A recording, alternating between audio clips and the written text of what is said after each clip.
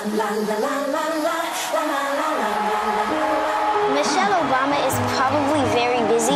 You guys ready to get to work? First Lady really inspires me because she's done so much. She's funny, she likes kids, and I'm a kid. Hold on to me. I obviously have to thank my wife, Michelle Obama, who has spent much of her life focused on service. Michelle Obama wants kids to get out their house and move instead of just sitting there on the couch. She's definitely one of my favorite first ladies. Probably first or second out of three.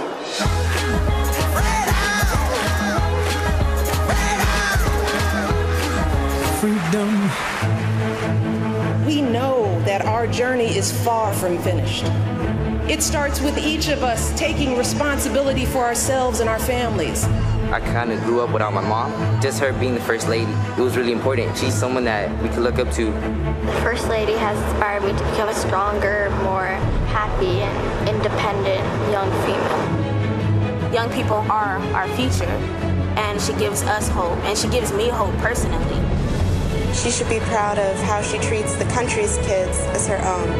Days like this make me think of my own daughters, so forgive me if I get a little teary. I want to publicly thank the First Lady for being an inspiration to communities here in the United States and around the world. She's not just a woman standing next to a man. She's making her own place in history. If she was here right now, I would probably freak out. I would tell her, you did great. I would tell her thank you for looking out for me. Thank you for making this country a better place.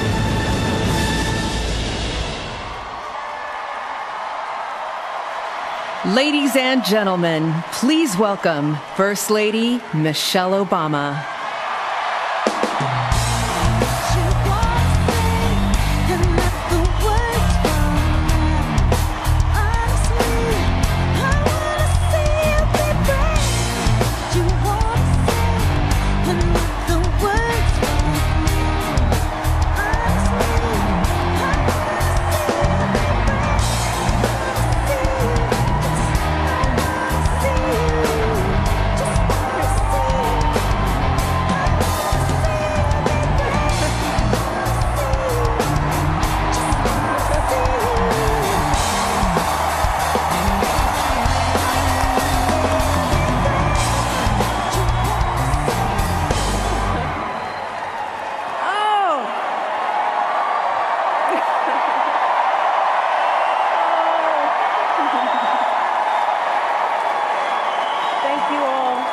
Thank you so much.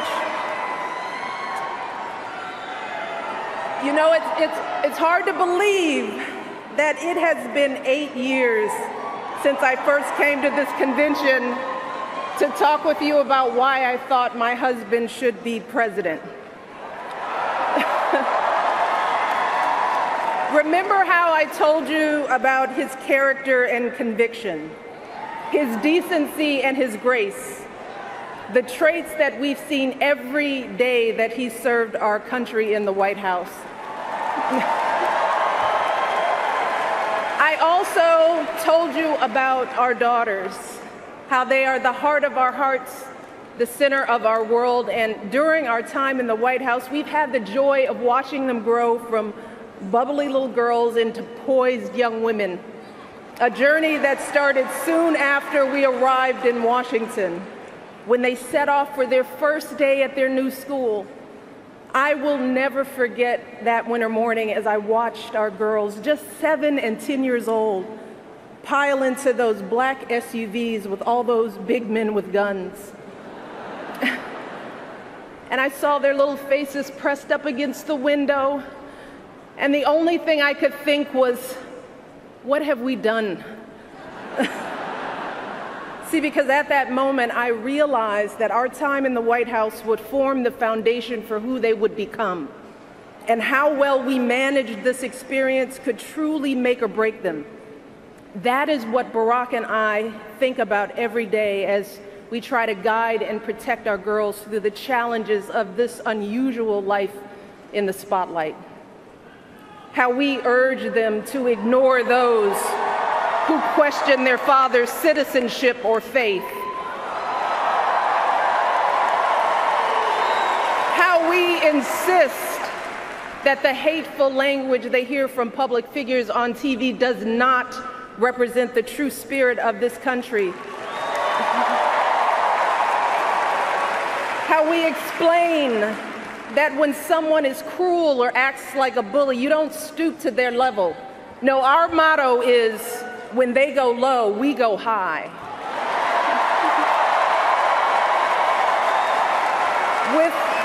With every word we utter, with every action we take, we know our kids are watching us. We as parents are their most important role models. And let me tell you, Barack and I take that same approach to our jobs as President and First Lady because we know that our words and actions matter not just to our girls, but to children across this country. Kids who tell us, I saw you on TV, I wrote a report on you for school. Kids like the little black boy who looked up at my husband, his eyes wide with hope, and he wondered, is my hair like yours? And make no mistake about it, this November when we go to the polls, that is what we're deciding. Not Democrat or Republican, not left or right. No, in this election and every election is about who will have the power to shape our children for the next 4 or 8 years of their lives.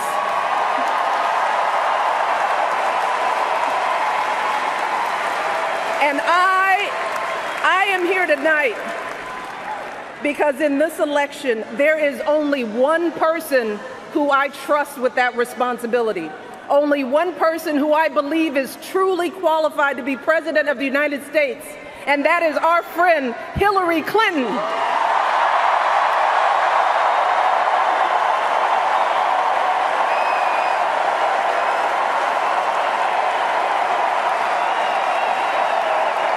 That's right.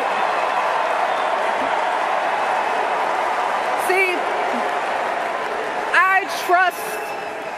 I trust Hillary to lead this country because I've seen her lifelong devotion to our nation's children. Not just her own daughter, who she has raised to perfection, but every child who needs a champion. Kids who take the long way to school to avoid the gangs. Kids who wonder how they'll ever afford college. Kids whose parents don't speak a word of English but dream of a better life. Kids who look to us to determine who and what they can be. You see, Hillary has spent decades doing the relentless, thankless work to actually make a difference in their lives. Advocating for kids with disabilities as a young lawyer, fighting for children's health care as First Lady, and for quality child care in the Senate. And when she didn't win the nomination 8 years ago, she didn't get angry or disillusioned.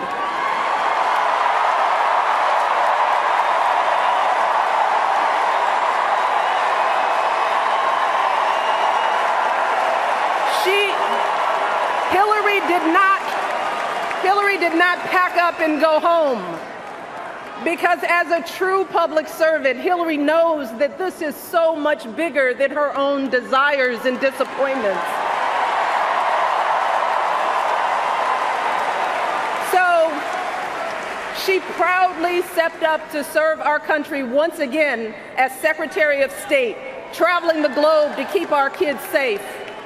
And look, there were plenty of moments when Hillary could have decided that this work was too hard, that the price of public service was too high, that she was tired of being picked apart for how she looks or how she talks or even how she laughs.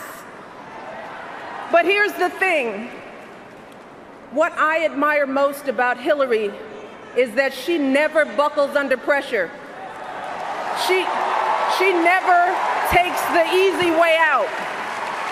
And Hillary Clinton has never quit on anything in her life.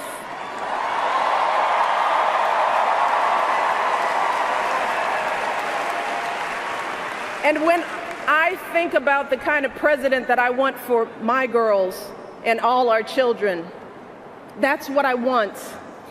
I want someone with the proven strength to persevere, someone who knows this job and takes it seriously, someone who understands that the issues a president faces are not black and white and cannot be boiled down to 140 characters.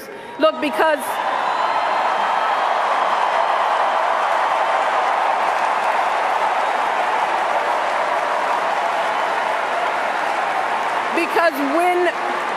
when you have the nuclear codes at your fingertips and the military in your command, you can't make snap decisions.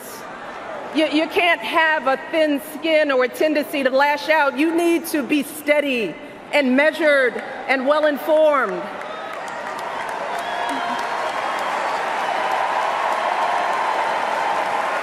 I want a president with a record of public service, someone whose life's work shows our children that we don't chase fame and fortune for ourselves. We fight to give everyone a chance to succeed.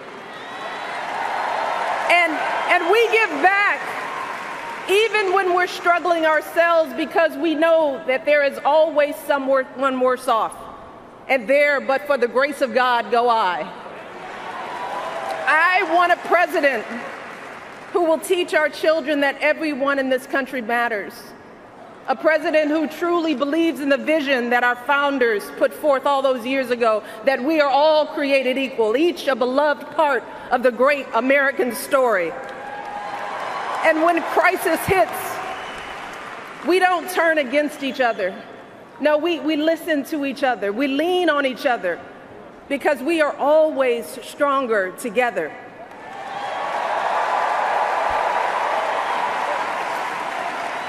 And I am here tonight because I know that that is the kind of president that Hillary Clinton will be.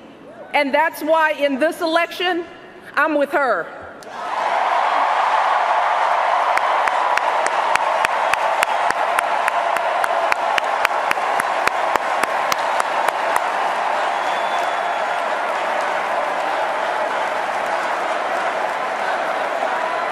You see, Hillary understands that the president is about one thing and one thing only.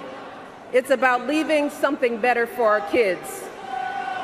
That's how we've always moved this country forward, by all of us coming together on behalf of our children. Folks who volunteer to coach that team, to teach that Sunday school class, because they know it takes a village.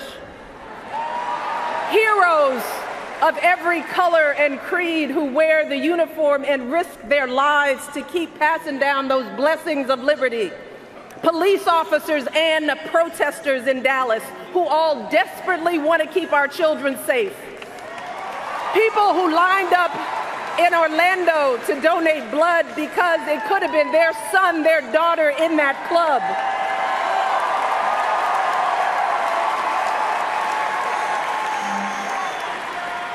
Leaders like Tim Kaine,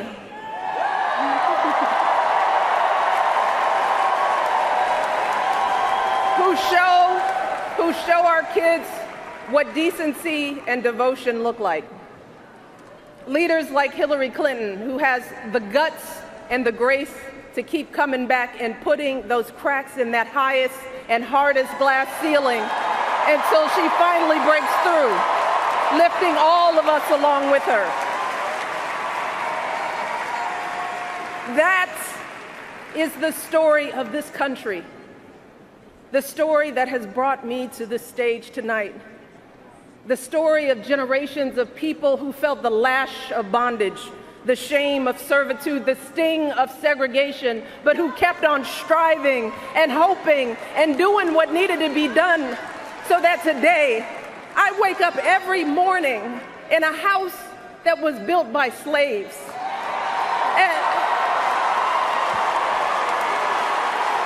And I watch my daughters, two beautiful, intelligent black young women, playing with their dogs on the White House lawn.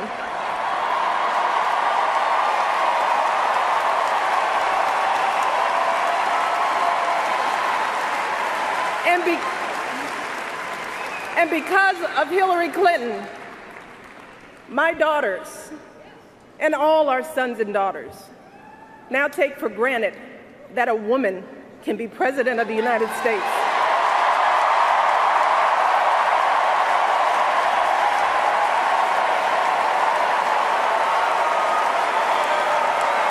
So look,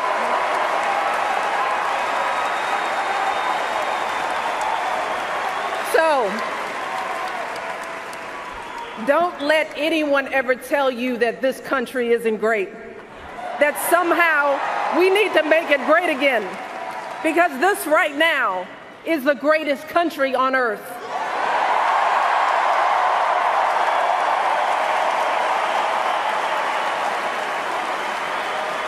And as my daughters prepare to set out into the world, I want a leader who is worthy of that truth. A leader who is worthy of my girls' promise and all our kids' promise. A leader who will be guided every day by the love and hope and impossibly big dreams that we all have for our children.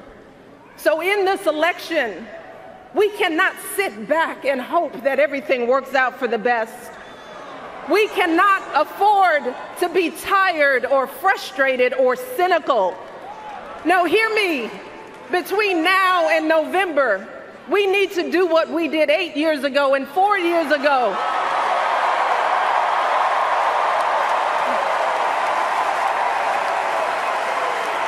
We need to knock on every door.